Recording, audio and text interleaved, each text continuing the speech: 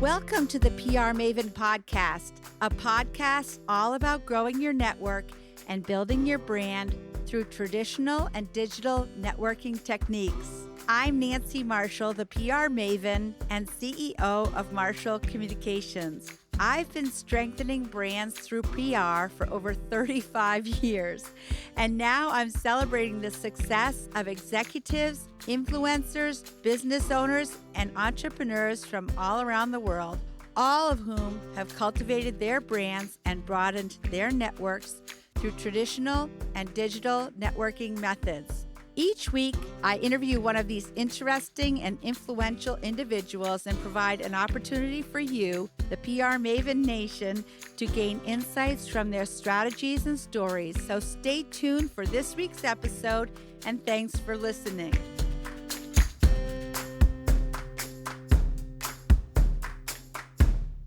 Hello, PR Maven Nation. Welcome to the PR Maven Podcast.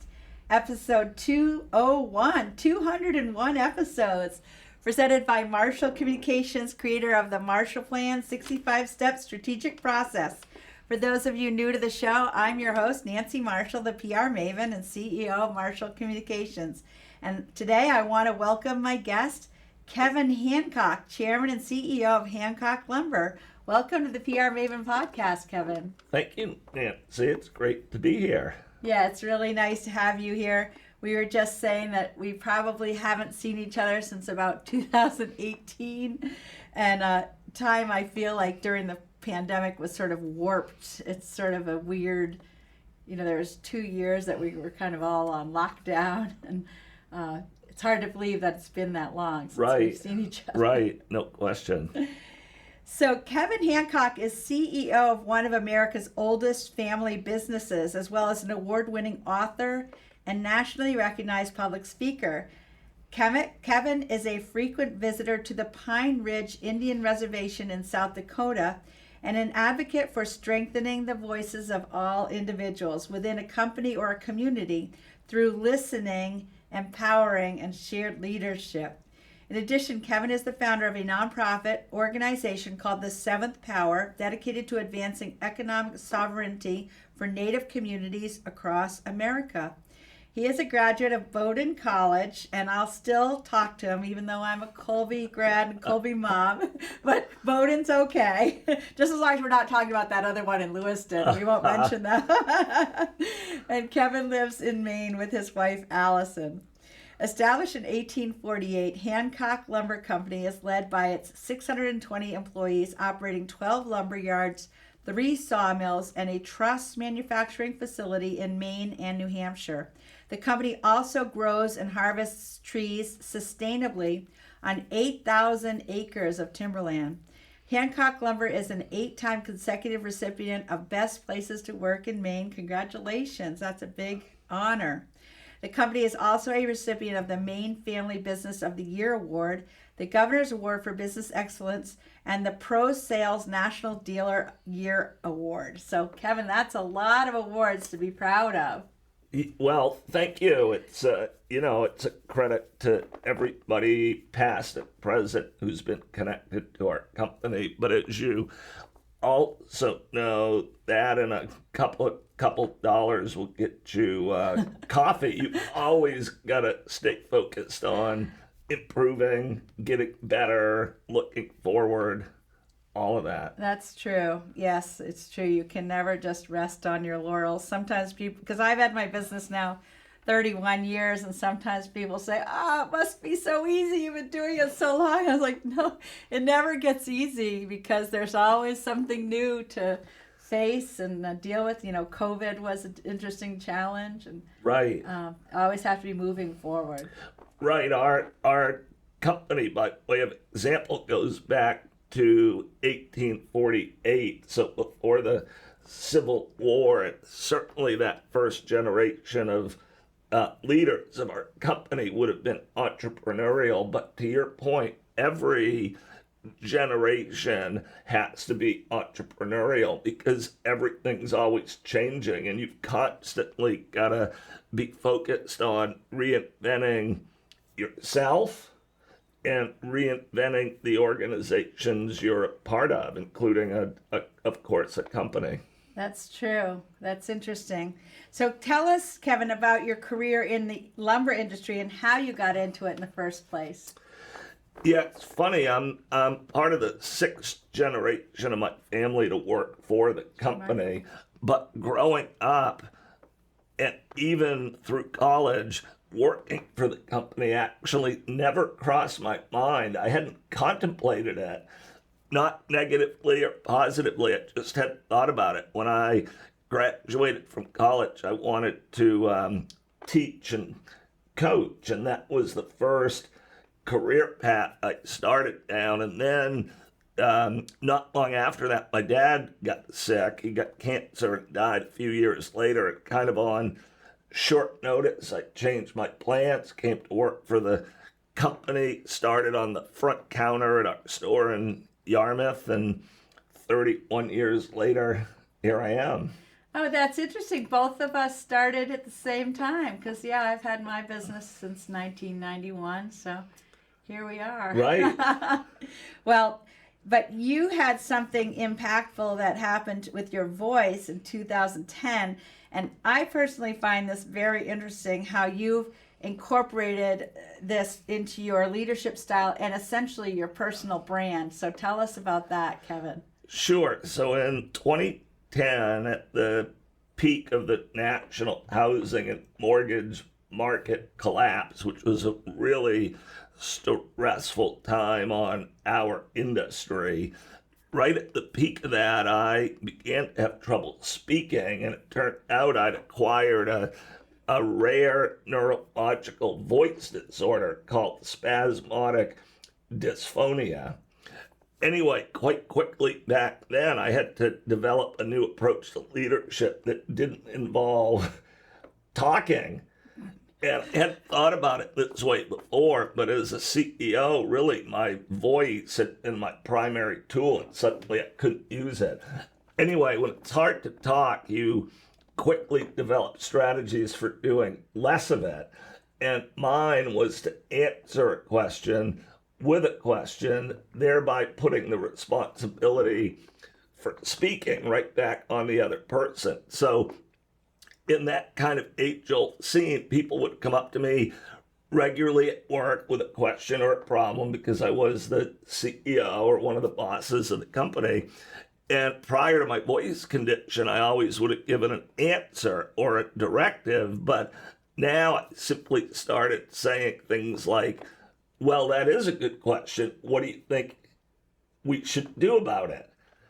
Putting the conversation right back with the other person. He or she would tell me what they thought, and then I would say, well, okay, let's go do that. So originally that was to protect my voice, but having had those exchanges hundreds of times, here's what struck me, Nancy, and really revolutionized the way I thought about leadership. People already knew what to do. It turned out they didn't actually need, most of the time, a top-down, management-centric directive. What they really needed was the encouragement and the safety to trust their own true voice. And that's what got me started thinking about a different approach to leadership. And I said to myself, well, maybe my own voice limitations, which I'd only ever previously thought of as a liability or quite literally a pain in the neck, maybe it was actually a gift and an invitation to lead differently in a way that strengthened the voices of others. And that got me really excited about the potential of using leadership positions to disperse power, not collect it, and to give other people a bigger, stronger voice. Well, Kevin, I have to say, I've known you and followed your career since then, and I kind of laugh because people who know me know that I'm a talker, and I'm like, wow, maybe that would be a blessing if I had spasmodic dysphonia also, because I would spare a lot of people having to listen to me talk.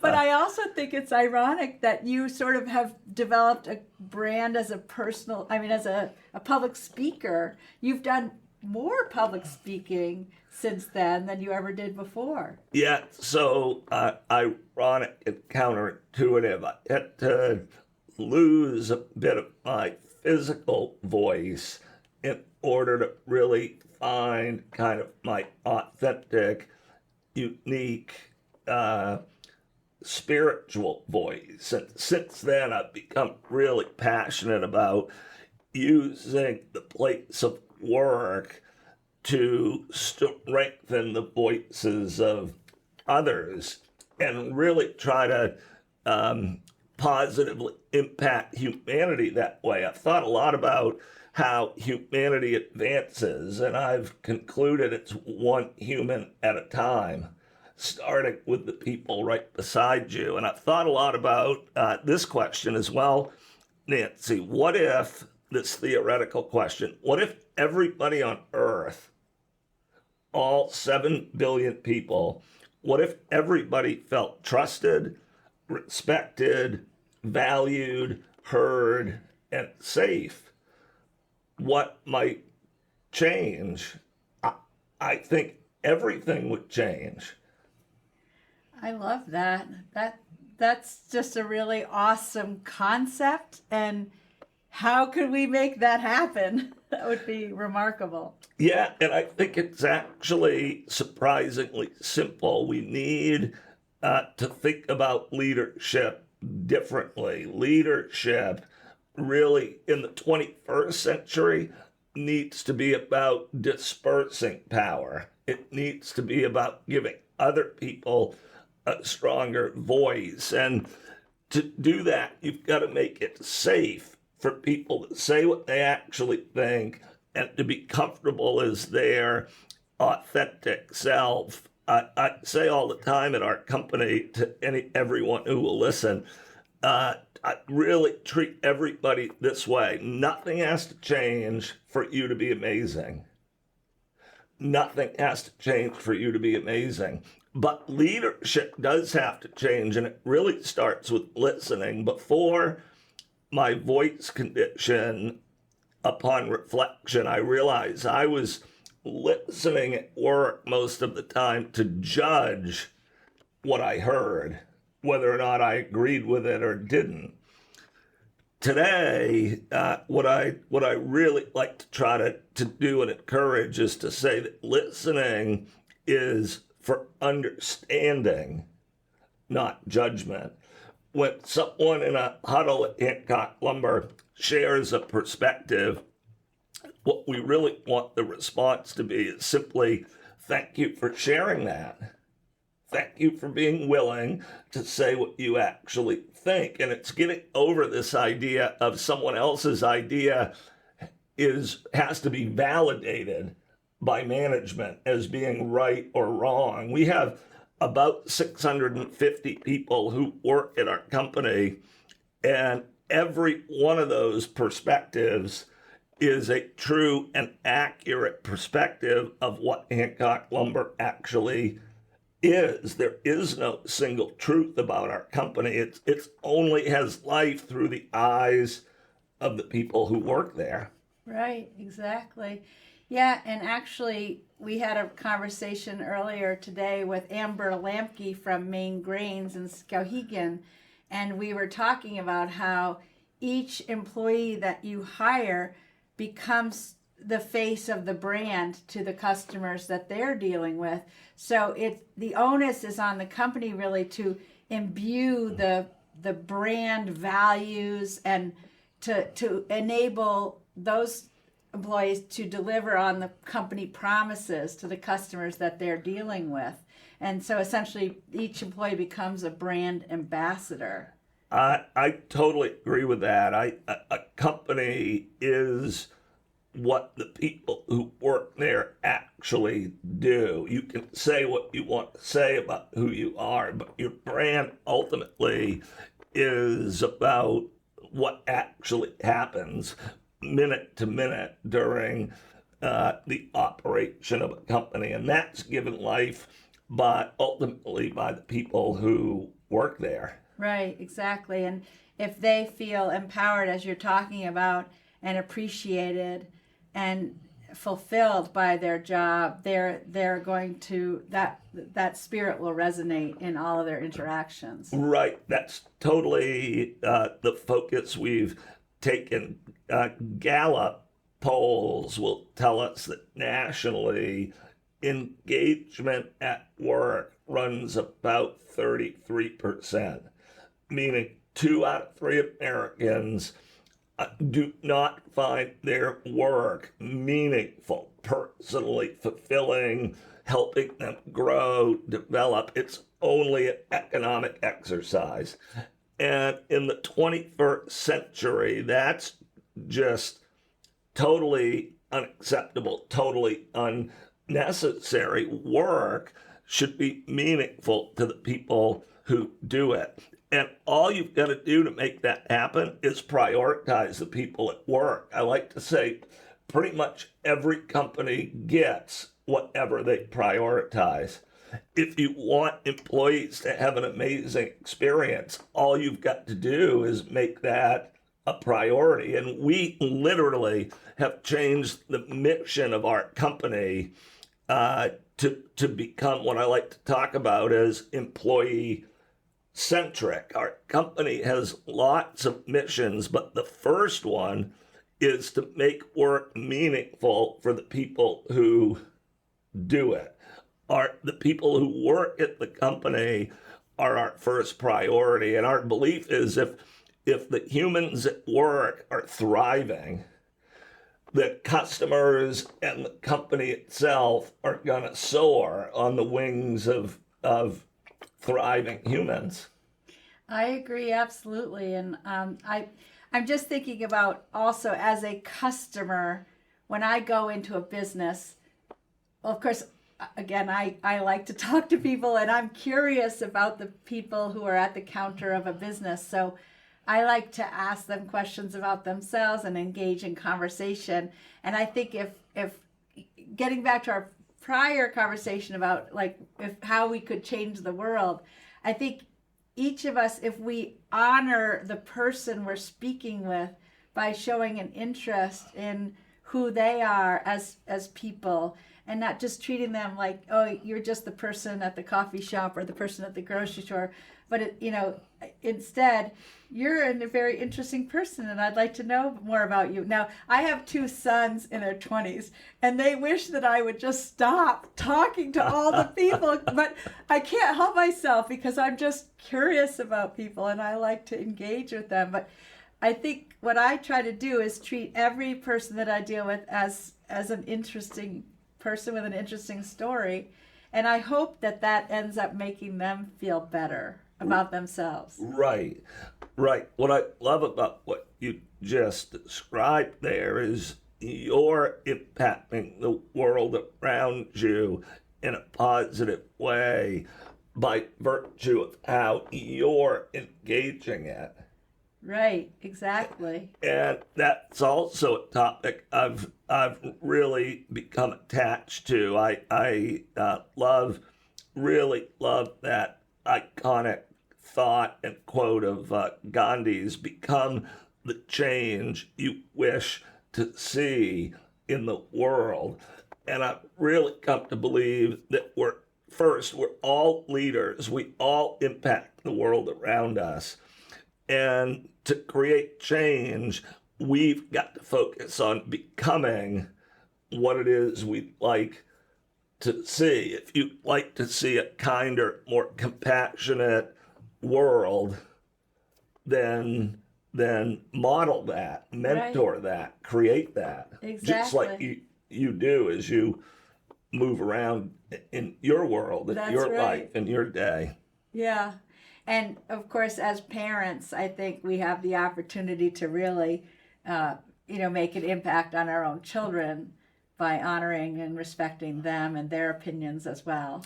I'm sure you've done that with your children. Right, I have. I wish I'd lost my voice earlier in life because it helped me see the world through completely different eyes, and to really realize too that we have 2 wonderful daughters who are young adults, But really now when I think about parenting, a child really never belongs to a parent. A Right. parent is signing up to serve and honor that child, helping him or her come into their authentic self. I've thought a lot about the very purpose or meaning of a human life on Earth, and concluded to myself that perhaps it's to self-actualize.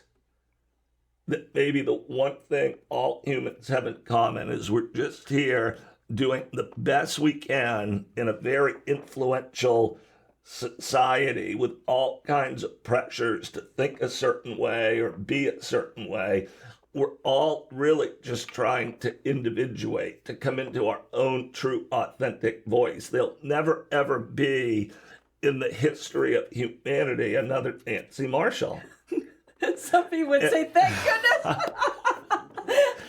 Right? But that's true for every human. Right. Every human is a never to be repeated iteration of humanity. And I think historically leaders have tried to mold or control individuals. And I really think in the 21st century, leadership needs to be about releasing self-actualization and simply meeting people where they are as they are. Yeah. Well, I have to say something personal. My mother passed recently, and she loved children, and she was a preschool teacher and a swimming instructor, and she definitely modeled what we're talking about. She would honor each child, and the children could tell. Everybody called her Oma, and children could tell that she just emanated love and respect and interest and concern and all the qualities. There was a lot of children that she impacted over the years through swimming lessons and preschool, and then volunteering in my kids' schools. And I really have been thinking a lot about her legacy, as you said, because she died at age 88 just a month ago.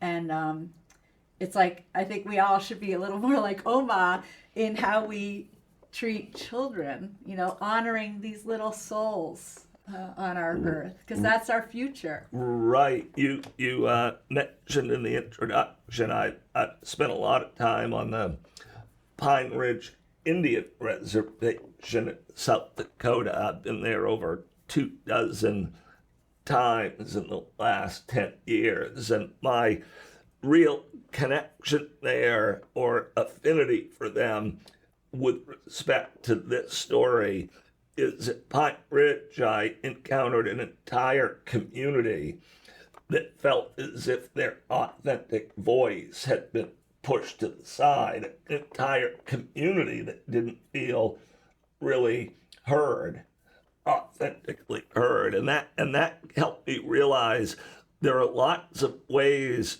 for humans to lose a piece of their voice, their authenticity in this world.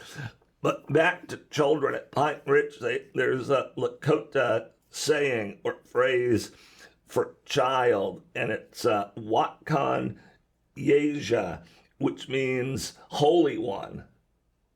The word for child is holy one. And I just love that. The point is that every child is sacred and holy. Now, we intuitively know that when we look at a newborn. Right. What a miracle. Yeah. But here's to me, the extrapolation back again to our topic. If every child is sacred and holy, then every adult is sacred and holy. But in our institutions, like the place of work, are we treating every adult at work as sacred and holy? Are we removing their holiness? Yes.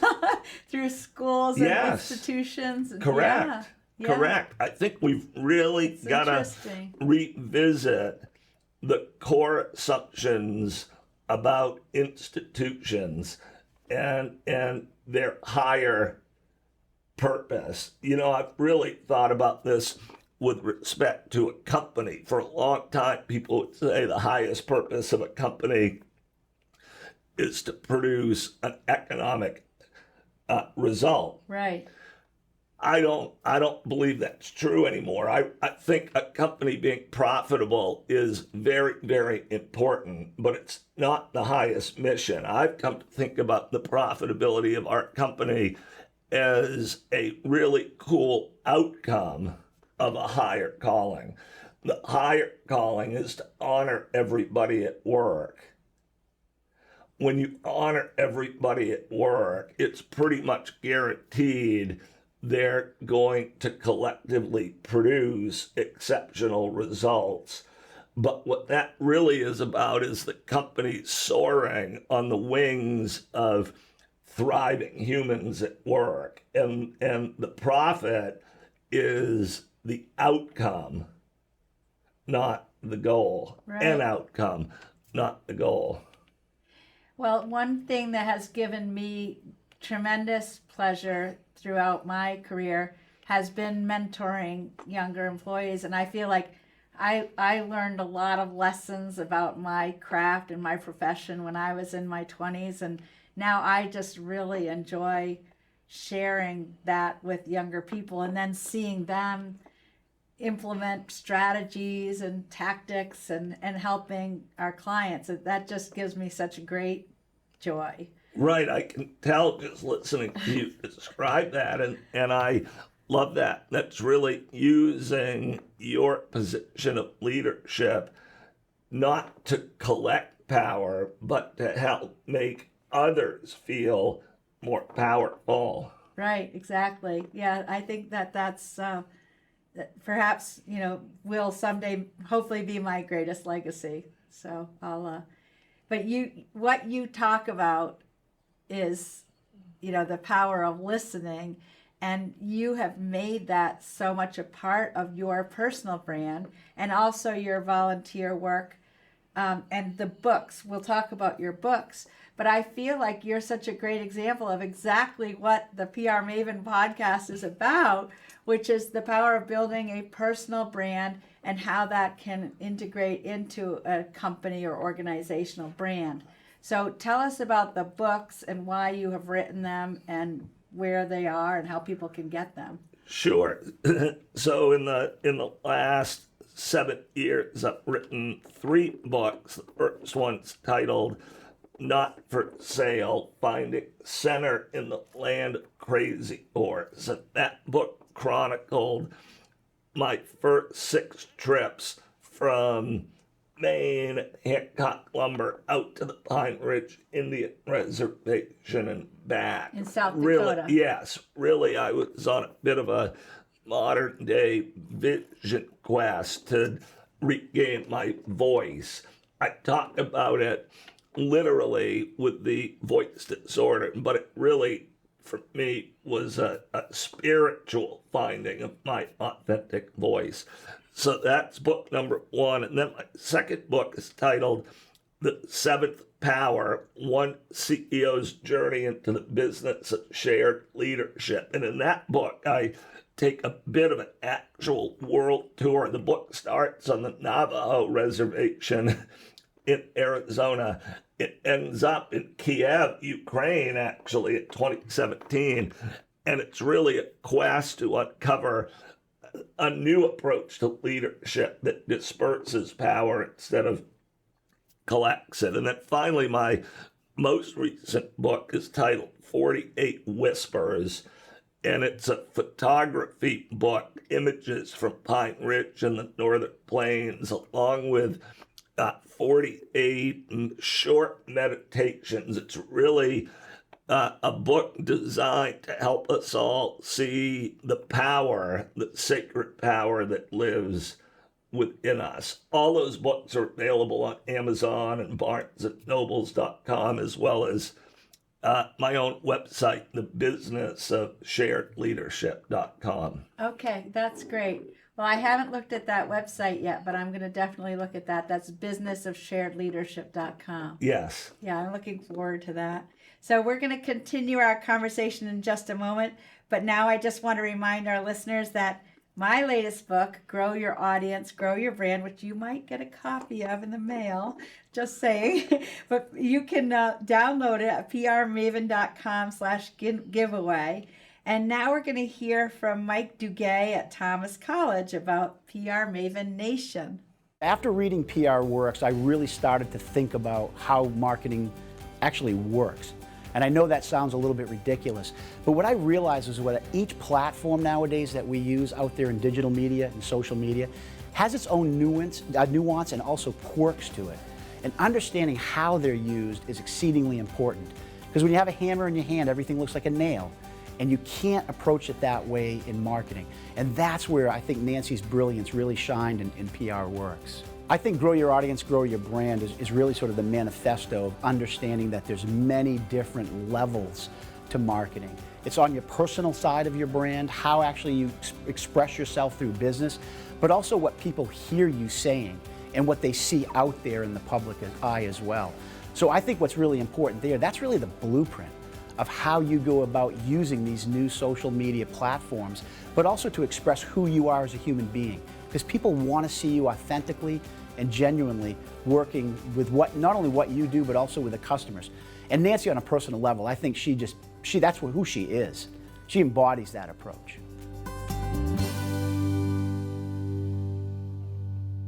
Welcome back to the PR Maven podcast, and we're talking today with Kevin Hancock. The PR Maven podcast is also available on Facebook, LinkedIn, and YouTube. So we welcome all of our listeners and viewers. So Kevin, this is a podcast about public relations, and how has your speaking, writing, and involvement with the reservation in South Dakota played a role in the PR for your company?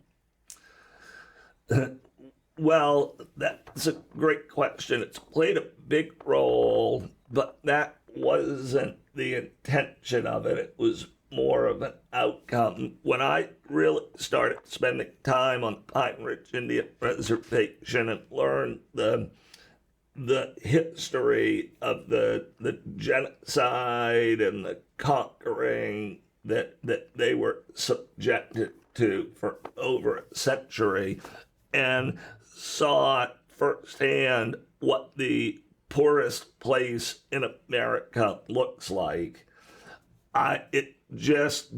it wasn't okay. It didn't sit well with me right in the middle of our country. And really, when I thought about it, it was a case of leadership overreaching. Those that had the most power, in this case, at that time, white America, abused that power with pretty much every Native community in this country.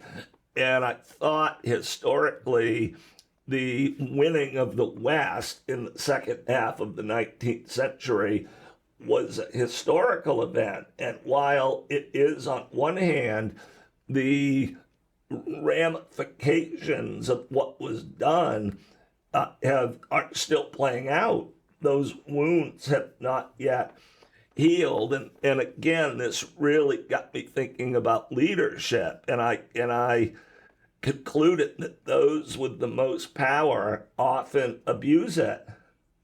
They go too far, and overreaching has consequences. It ultimately collapses back upon the people who do it. And so I started really thinking about writing about it, trying to practice an alternative model, which was about leadership restraint, which to me is having the power, but not using it. Or abusing it, perhaps. Or abusing it. Right, exactly. I like that. Yeah, and obviously throughout history, we've seen so many examples. I mean, Hitler is the one who comes to mind.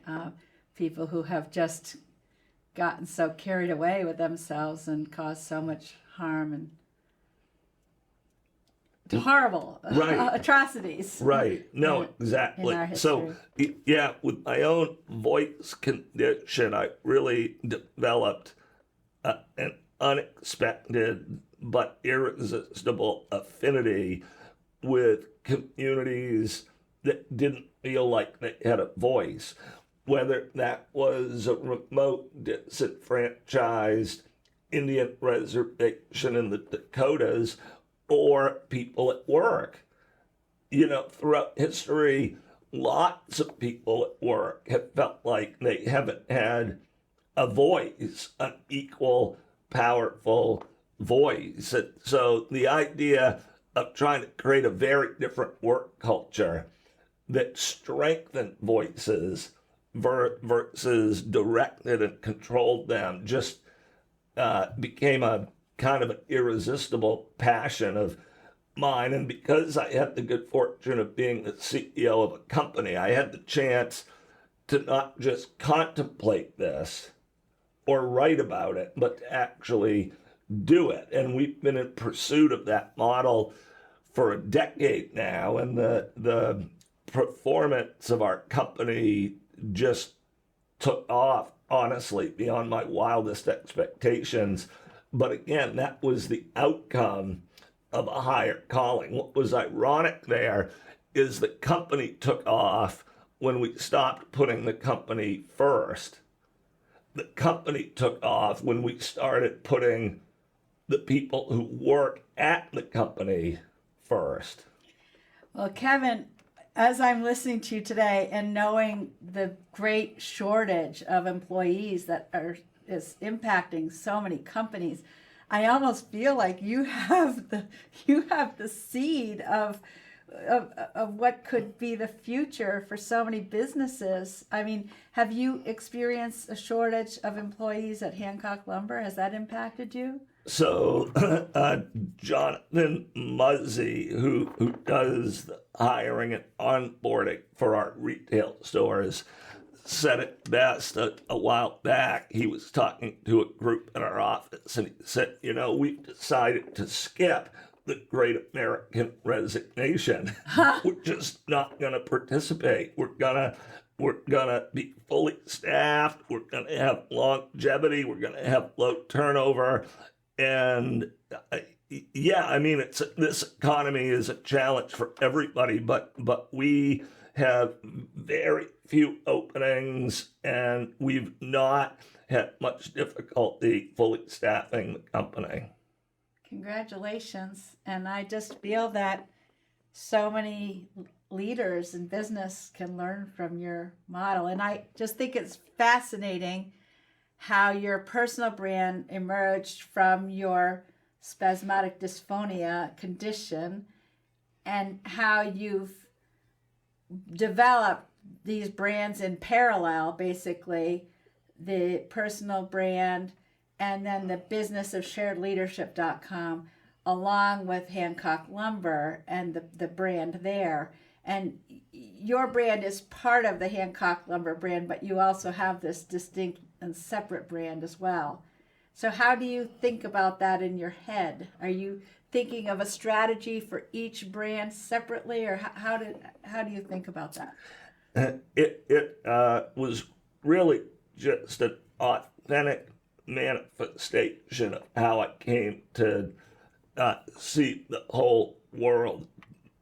Disperse power, strengthen the voices of others, help everyone feel trusted, respected, valued, and heard, and just live that, keep trying to live those values. It was really easy for me to, has been really easy for me to push that agenda because I'm all in on it. And the consistency, of course, right, of an agenda always makes a huge difference. Like I bet everybody at Hancock Lumber who knows me would tell you that those priorities are not ever going to change for Kevin Hancock.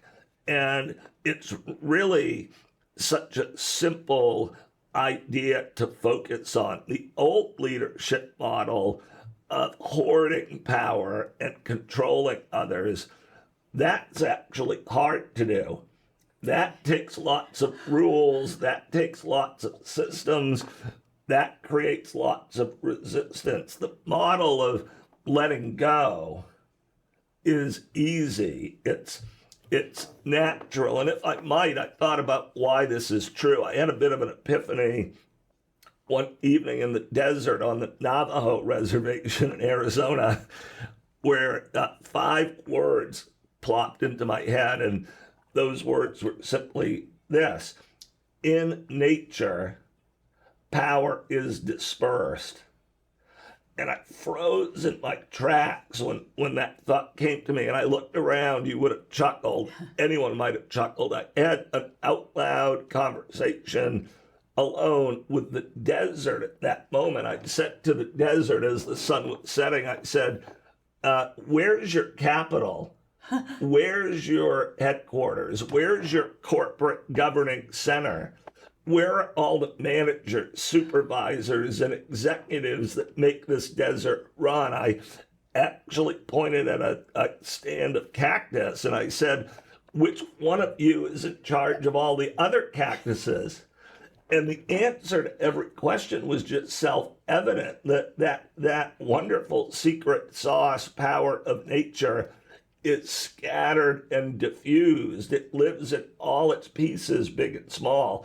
And humans, who are a part of nature, not detached from it, ultimately aspire to organize in that same way. That is our natural order.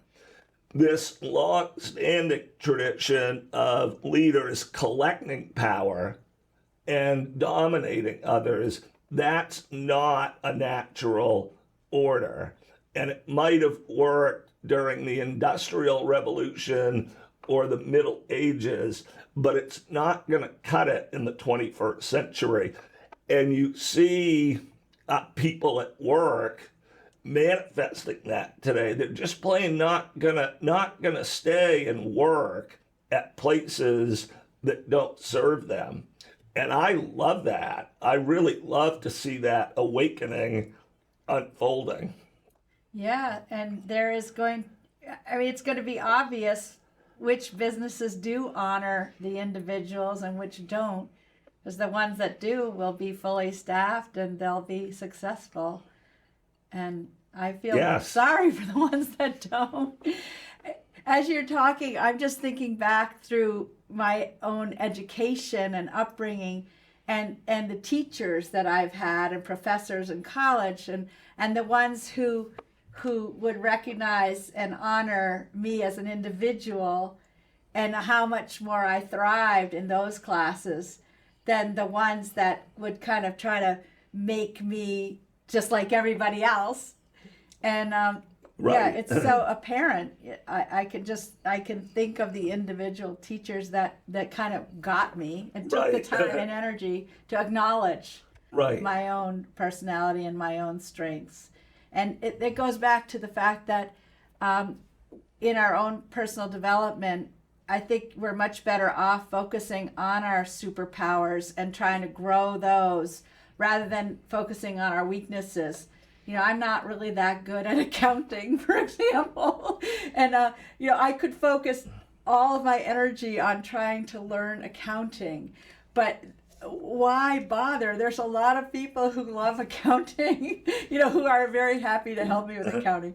But why not focus on, this thought leadership and this content marketing that I'm doing, this podcast that I love, and, to differentiate myself. So I think that, again, getting back to the whole personal branding, if each person can have parents and mentors and teachers who will help them uncover what makes them special and what is their superpower and develop that, I think that would lead to a much happier world. Right. Tell me what you think of this, because I know you think more about this topic than I do. But when I think about personal branding, I think the first step is finding your authentic self.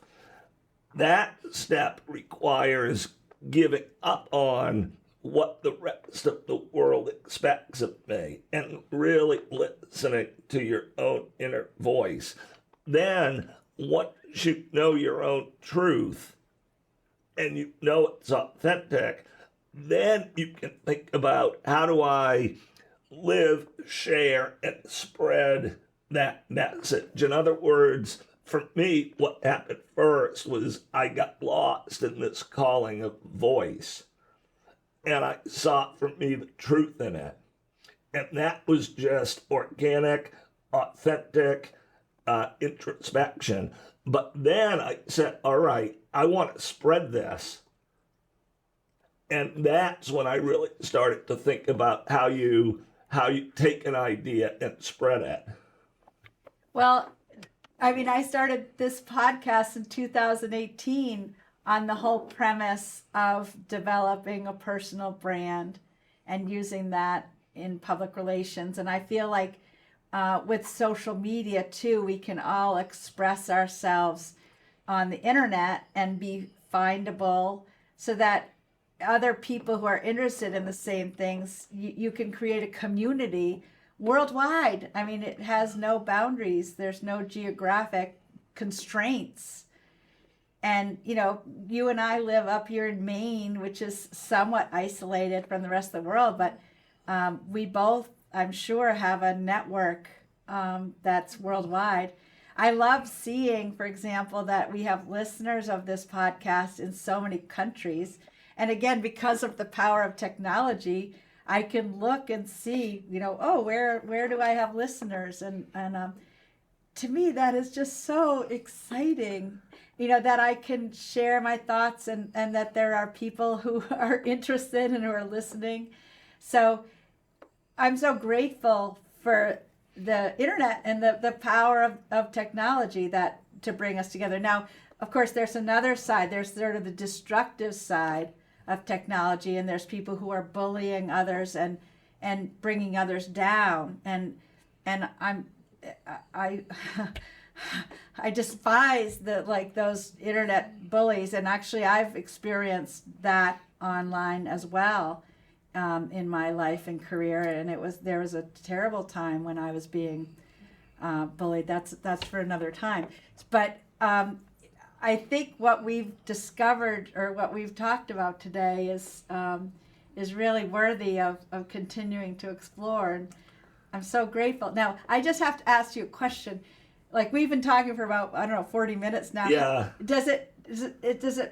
Are you gonna have to rest your voice for the rest of the day? No, I should have spoke to that earlier. I for the first 5 years or so after I acquired the disorder, I would not have been able to come on your show because I couldn't have done it. But over time, I ended up essentially recovering from what was diagnosed as an incurable disorder. Now, when I say recover, what do I mean by that? My voice still sounds very unique and a bit funky, but with no pain, I can say whatever I want to say. I can express myself, and everybody hears me. So I took a disorder that is medically considered to be incurable, and not only for me cured it, but turned it into a blessing. I had a dream, powerful dream not too long ago, where a bit of an angel offered to back me up to the year 2008 before my voice condition. And in that dream, I panicked and I said, no, to the angel. If we back up that far, I might not get spasmodic dysphonia again. So that negative event transformed my life in so many positive ways. And that's why I think, too, when difficult things happen to us, it's tough to see the good of them in the moment. Right. But if we give it time, if we hang in there, if we reflect, those moments of difficulty can often become our defining moments of growth. The Sioux have a saying that essentially means this, that the seeker, the vision quester, gets the vision he or she is ready for. Right. And that everything that happens to you is happening to you for a reason, and embedded in it, there's opportunity. Yeah, I agree, absolutely. Isn't there a Chinese saying about behind every crisis is an opportunity? There's a symbol for that. So Kevin, is there a book, an app, or a website that has impacted you personally and professionally, and how? I'm sure there are, but I would say just learning to listen differently has been the biggest impact. And for me now, everywhere I turn, I'm hearing things in a different way that impact me. To pick out one writer, one book, I don't think I could do that, because I've really been impacted as strongly by the people right around me that I work with at Hancock Lumber, or in my community, or in my family. There's impact, uplifting impact surrounding us. And I just woke up a bit one day and was able to see that. Well, Kevin, we're going to wrap up now, but how can people get in touch with you if they want to follow up with you? So right on my website, the business of sharedleadership.com, you can email me directly, and I answer everybody. I reach back out to everybody that reaches out to me. That's amazing. And again, that goes back to honoring each individual human in your world, and what that does for them is immeasurable also. Well, Kevin, this has been far beyond my wildest dreams of a conversation. I just loved it, and I'm sure that our listeners loved it. And I want to thank you for taking the time out of your busy schedule to have this conversation today. And I can't wait to share it with everybody in PR Maven Nation. So thank you for joining me. It was a joy to be with you. I loved it. Me too. I'm going to cry now. Have a great day, PR Maven Nation.